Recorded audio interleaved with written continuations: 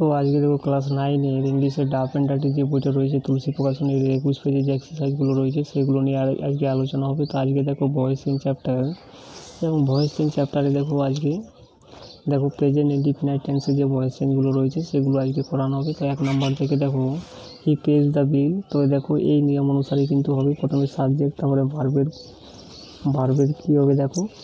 তো এইভাবে কিন্তু থাকে টেন্সটা, এবং যদি ভয়েস চেঞ্জ করতে হয় তাহলে কী হবে দেখো, প্রথমে অবজেক্ট লিখতে হবে, তারপরে মেজার বসবে অবজেক্ট অনুসারে, এবং ভার্বের থার্ড ফর্ম, তারপরে বাই, তারপরে সাবজেক্ট।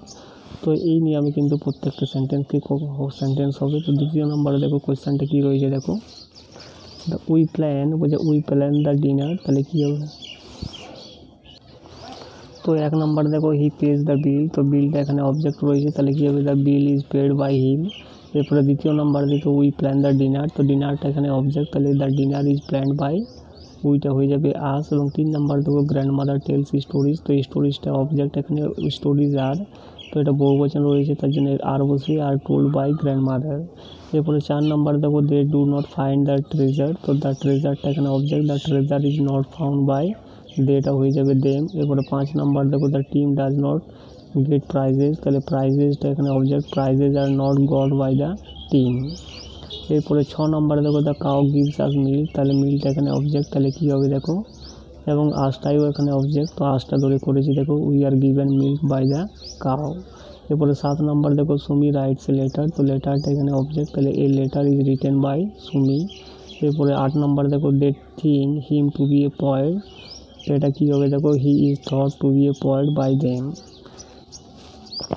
তো দেখো হিমটা এখানে অবজেক্ট, তাহলে কি হিমটা এখানে হি হয়ে যাবে, he is thought to be a poet by, দেটা হয়ে যাবে দেম। এরপরে 9 নম্বর দেখো ফরচুন ফেভার্স দ্য ব্রেভ, তো ব্রেভটা এখানে অবজেক্ট, তাহলে the brave is favoured by fortune. এরপরে 10 নম্বর দেখো all his pupils like him, তো হিমটা এখানে অবজেক্ট, তাহলে কী হবে he is liked by all his pupils. এরপরে দেখো চেঞ্জ দ্য ফ্লুয়েন্ট সেন্টেন্সে কিন্তু from passive to active voice, অর্থাৎ প্যাসিভ থেকে অ্যাক্টিভে রূপান্তর করতে বলা হচ্ছে। 1 নম্বরে দেখো এই question is asked by form, অর্থাৎ একটা কোয়েশ্চেন জিজ্ঞাসা করা হয়েছে ফর্মের দ্বারা, তো কী হবে দেখো ফর্ম আস্কস এ কোয়েশ্চেন। তো দেখো 2 নম্বরে দেখো the students are loved by the teacher, তো the teacher loves the students. এরপরে 3 নম্বরে দেখো the address is change by mister Das, তাহলে কী হবে mister Das changes the address. এরপরে 4 নম্বর দেখো books are care from the table by my friend, তাহলে মাই ফ্রেন্ডটা এখানে সাবজেক্ট হয়ে যাবে, my friend keeps books on the table.